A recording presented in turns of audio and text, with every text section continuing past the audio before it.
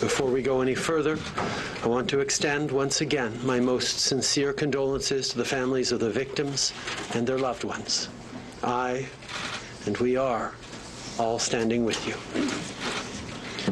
Since last addressing Canadians, there have been ongoing discussions. Since I last addressed Canadians, there have been ongoing discussions with foreign ministers, senior intelligence and military officials, including the fourth meeting of our incident response group.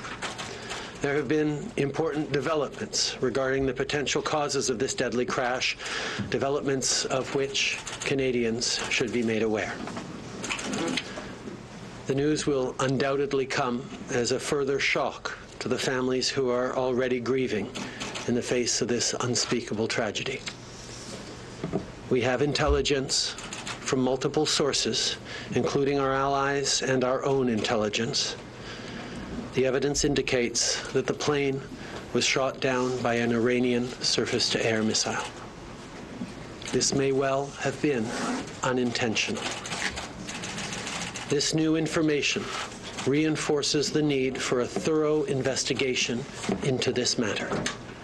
Canada is working with its allies to ensure that a thorough and credible investigation is conducted to determine the causes of this fatal crash. As I said yesterday, Canadians have questions, and they deserve answers. Foreign Minister François-Philippe Champagne spoke with Iranian Foreign Minister Zarif. Minister Champagne made it clear that Canadian officials must immediately be granted access to Iran in order to provide consular services, identify the victims, and participate in a thorough investigation.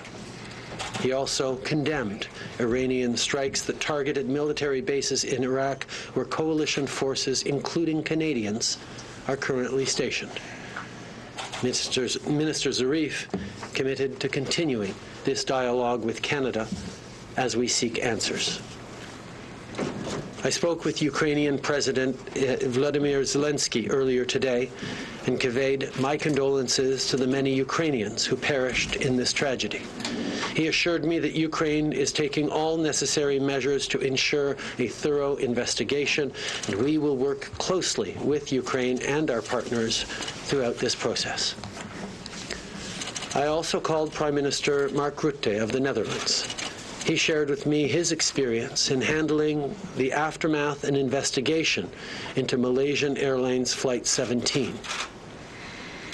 Je me suis également entretenu avec le président Macron. I also spoke to President. So clearly there is a continuing conversation with Javad Zarif, the Iranian foreign minister. Having spoken to Mark Rutte, the Dutch Prime Minister, he will know already how difficult an investigation like this is in an area where there is conflict. Let's listen in again. Closely with our partners in the coming days and months. It is now more important than ever that we know exactly how such a tragedy could have happened. The families of the victims and all Canadians want answers. I want answers. That means closure, transparency, accountability, and justice. And this government will not rest until we get that. Thank you for being here this morning. I'll now take your questions. So first question, Hélène Bouzetti, and then we'll go to Glenn McGregor, CTV. Oui, alors, Good afternoon, Mr. Trudeau. You said that you asked to be able to participate in the investigation. I'd like to know what response Iran gave you. Are they accepting to have Canada participate? We are working with Ukrainian investigators at this time, and we are continuing to ask to have Canadians involved in this process. And we will continue to have that conversation. That tells me that this is not yet confirmed. Correct. Given the context, do you feel that the U.S. is partly responsible for this, given that they created the situation in which the missiles were launched? I think that's one of the many questions that people will be thinking about and trying to find answers to.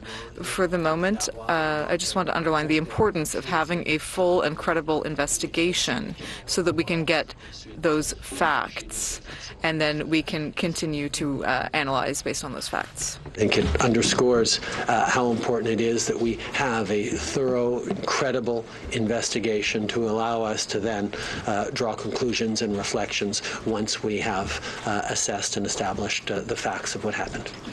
Prime Minister, could you describe in some more detail the kind of information you have that indicates that this was a surface-to-air strike? Because this is, as you know, an extremely serious allegation, and Canadians are going to want to see proof that this is what had happened. The intelligence and evidence suggests that it is likely that it was a surface-to-air strike, but I will not go into the details of that intelligence at this time. Given that the Iranians have denied this, and there's reports they're bulldozing the crash site, they've claimed the flight and voice and data recorders have been damaged, do you trust them that they haven't actually already compromised the investigation at this point? Do you think it's a possibility that we won't get a real answer here? We have highlighted that it is extremely important that there be a thorough and credible investigation on site of the crash with international partners. The Iranians have indicated that they understand that, but the conclusions we have been able to draw on the preliminary conclusions we've been able to draw based on intelligence and evidence today are clear enough for me to share them with Canadians right now. So next up, Catherine Levesque, Presse Canadienne. La presse canadienne. Bonjour, Monsieur Trudeau. Good afternoon, Mr. Trudeau. Can you tell us now whether Iran has agreed to share the black boxes with Canada or France, and what would be the next steps? For the moment, Iran has said that they will be keeping the black boxes in Iran, but they told Ukrainian President Zelensky that Ukrainian investigators at least would have access to the black boxes. The Iranian authorities have indicated that they wish to keep the black boxes in Iran, but have indicated to President Zelensky of Ukraine that Ukrainian investigators would have access to those black boxes. Et comment pouvez-vous faire confiance? And how can you trust Iran now when they're denying some of the information that you just shared with us? We recognize that this is a situation where we're going to need to get more clarity, more answers, and that's why we are calling for a complete and credible investigation with international partners so that we can uncover the facts of what happened for Canadians, for the families affected, and for people around the world. Hi, Prime Minister. I just want to circle back to an earlier question. If the intelligence is accurate, then it seems this is the end result of a sequence of events that was sparked by the drone strike ordered by the U.S. president. So given the information you have, how much responsibility does the United States bear for this tragedy? The evidence suggests that this is the likely cause, but we need to have a full and complete and credible investigation to establish exactly what happened. That is what we are calling for, and that is what we are expecting will happen. If Iran does not cooperate, and there are some reports of at least minimal cooperation or questionable cooperation to this point, what pressure can you bring to bear? Would you argue for sanctions? Would economic repercussions? What can Canada do to pressure Iran to give you the investigation you want? I think those are conversations and steps we will contemplate as things move forward if it doesn't appear that there is a credible, complete investigation. But right now we continue to work with partners and direct Iran with our requests that we have a credible and complete investigation. Okay, going to go to Marie Vastel next, and then afterwards David Aiken. Oh, OK. Je pensais pas avoir une question. Allô?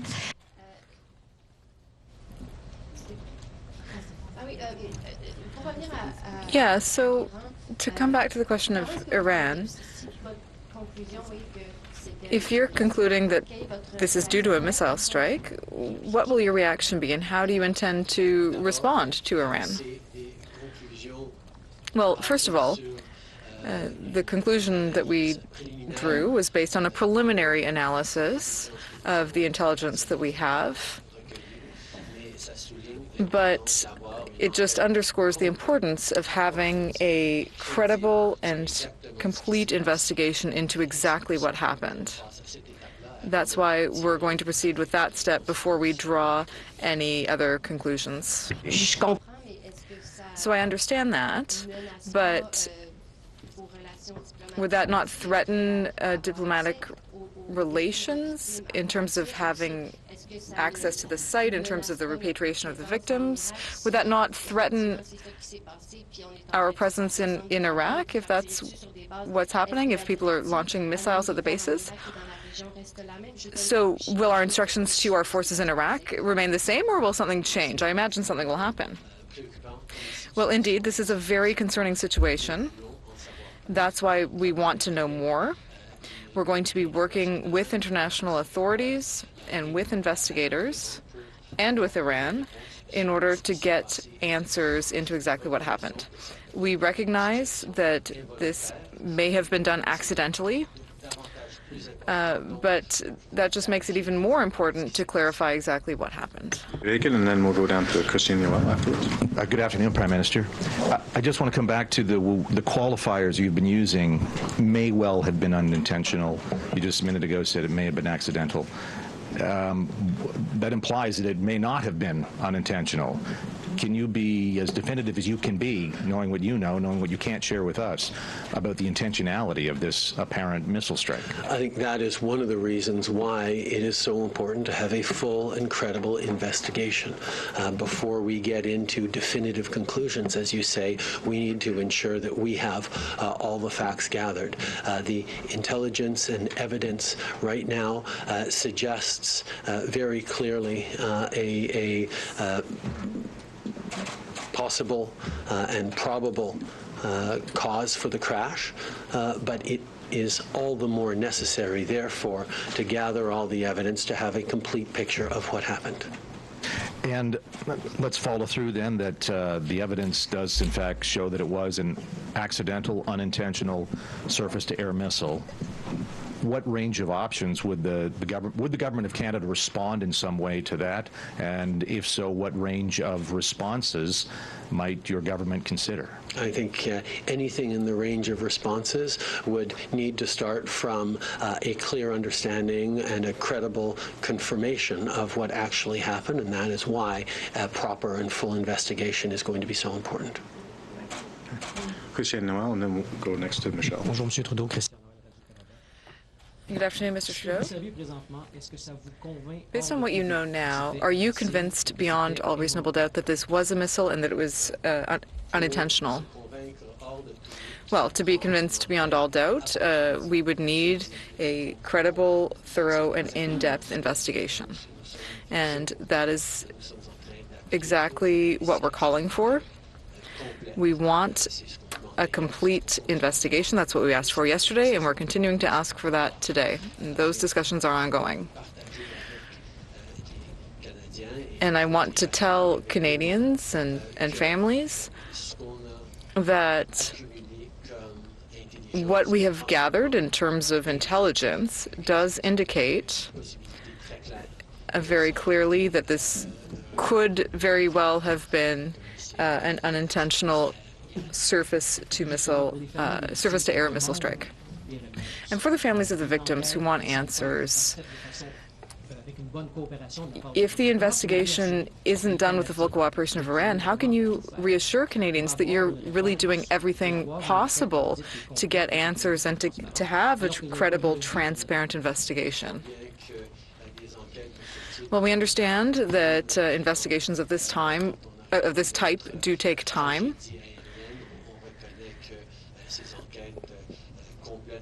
We know that getting a really thorough investigation takes time. This is only the second day, and we're only drawing preliminary conclusions at this time. We do need more clarity for the Canadians and the families who are feeling despair and who are really suffering right now.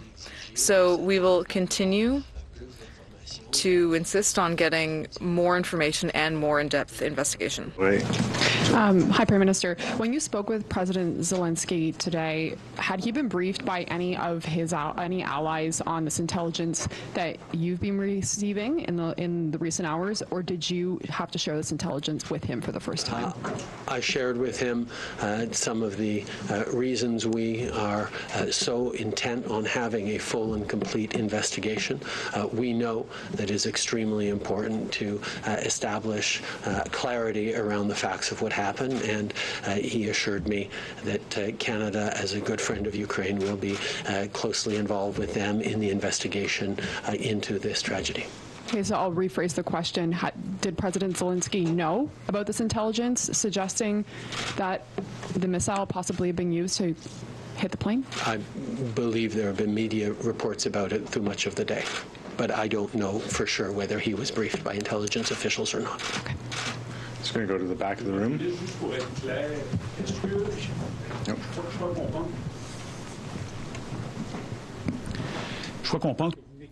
So if I understand correctly, you're not ruling out the possibility that this was intentional. Is that correct? It's really too early to draw any clear conclusions or to rule out any other possibilities. Certainly, we know that we need a more in-depth and credible investigation that will be able to establish beyond any doubt what the causes of this tragic accident were.